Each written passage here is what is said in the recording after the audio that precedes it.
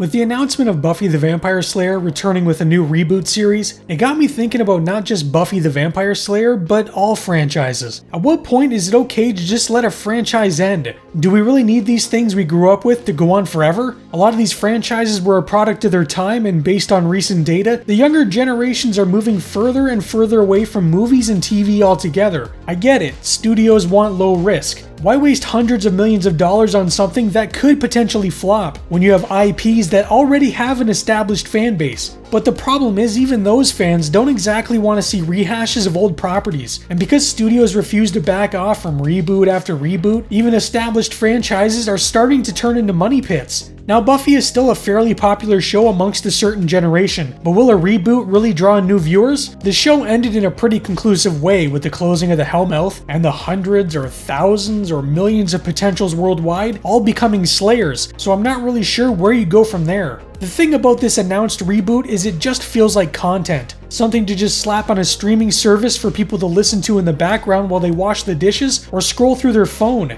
I don't get the sense that this is being done because they have something they want to say, and more so because they can exploit nostalgia, which is becoming a bigger and bigger trend in Hollywood. One of the bigger issues with a reported reboot is the lack of Joss Whedon. I know, he's persona non grata when it comes to Hollywood these days, and that is his own fault. But you'd be crazy if you said he wasn't the reason why the original show was as good as it was. Instead, we have Oscar winner Chloe Zhao attached to direct at least the pilot episode and executive produce the series. But what has she done that makes people think she's capable of doing this? She won Best Director and Best Picture for her movie Nomadland, but the Oscars haven't been relevant for what, 2 decades? She also wrote and directed the awful Marvel flop known as The Eternals, which lost the studio a ton of money. Now, Chloe Zhao has come out and said what a big fan she is of Buffy, but just because she's a fan of this series, that doesn't mean she has the talent necessary to do the series justice. She could surprise me and deliver something on the same level of the original. It's possible, but I think she has a lot working against her.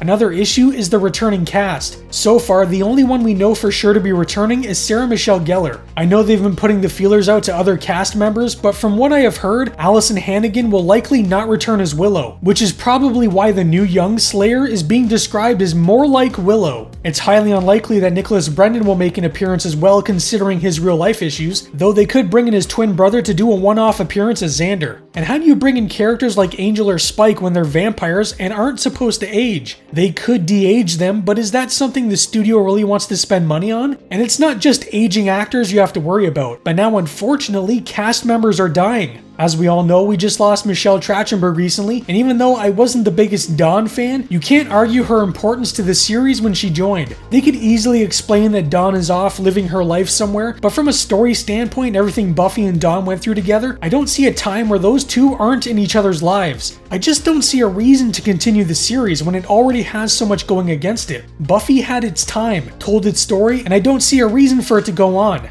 It's not just Buffy that's returning, but how's about my personal favorite show, The X-Files? Over the past few years, reports have been coming out about a new take on The X-Files, but why? The X-Files was definitely a product of the 90s, and unfortunately isn't very popular these days. People have fond memories of it, but most have no interest. Even when they brought the show back, there was that initial curiosity, but that quickly died off and people moved on. Very little is known about the project, but it's been reported that Ryan Coogler of Creed and Black Panther fame would be coming on as showrunner, and the show would focus more on diversity than anything else, which is hilarious because the show has always been diverse. And are people forgetting the Scully effect? Mulder and Scully would likely not be involved and instead be replaced by 2 new agents, though I would not be surprised if they did bring Mulder and Scully back for the first few episodes to try and bait the older viewers with nostalgia, then quickly shift to the new characters. Honestly though, I don't want to see Mulder and Scully return. David is in his mid-60s and Jillian is in her late 50s. I'd rather the series just remain dormant and not have to watch as characters I have loved my whole life come back and look significantly older and slower. Do you really want to watch characters you loved return but not quite be what you remembered? How's about Indiana Jones? The original film came out in 1981, yet for some reason Disney decided to dust off the corpse of Harrison Ford and give him back his fedora and whip. The experience of watching an 80-year-old Indiana Jones is more depressing than anything. He can't move like Indy, he can't talk like Indy, he can't fight like Indy, and was basically forced to play second fiddle to one of the most annoying characters in recent history. Why Disney thought it would be a good idea to resurrect a property that should have remained in the past, I'll never understand. Even if they recast the role with a younger actor, I just don't see anyone caring. The only people that care are in their late 40s and 50s, and there just aren't enough of them willing to shell out their money for a new adventure. Speaking of old characters past their sale-by date, if you've been following my channel, then you'll likely know that Ghostbusters is my favorite movie of all time, and even I can get sucked into the void of nostalgia. When they brought back the Ghostbusters in Afterlife, it was like seeing an old friend. However, the follow-up, Frozen Empire, made me realize that friend is now a meth head and will suck for money. It was when watching Frozen Empire that I realized that it just doesn't work anymore. The characters we want to see are no longer the focus, and instead we're stuck with annoying family drama. I would have loved a third entry in the series with the original gang, but without Harold Ramis, it's just not the same.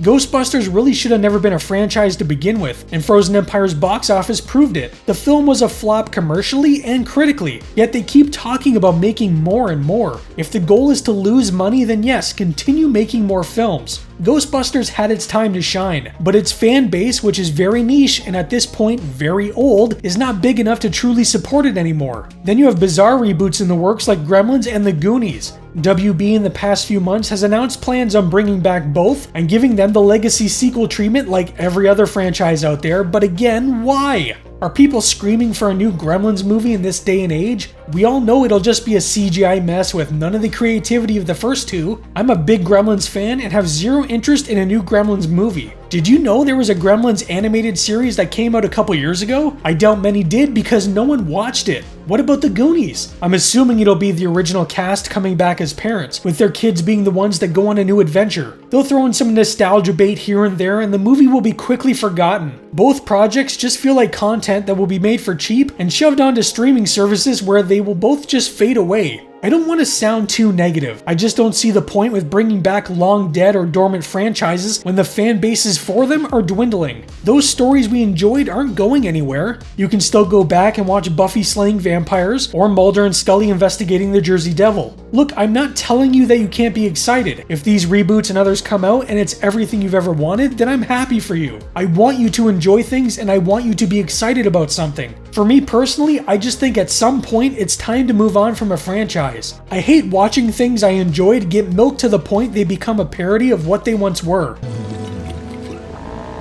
A big part of it is I also don't want to be reminded of how old I'm getting. Yeah, it's a personal thing, but it sucks watching your heroes from your childhood get older and older. I'd rather just go back and be reminded of how things were instead of how they are now. Buffy slayed her last vampire, Mulder and Scully cracked their final case, and Indy hung up his whip. Why can't we let them rest? These franchises were lightning in a bottle, not bottomless wells. Every reboot just dims that spark a little more, and honestly, it's exhausting watching our childhood heroes limp back for one more round. I say we let them bow out gracefully so something new can take the stage. Maybe it's time we demand stories that don't lean on nostalgia crutches. But what about you? When's enough enough? Let me know down below. Anyways, that's all for today. Thanks for listening to my rant, and stay spooky!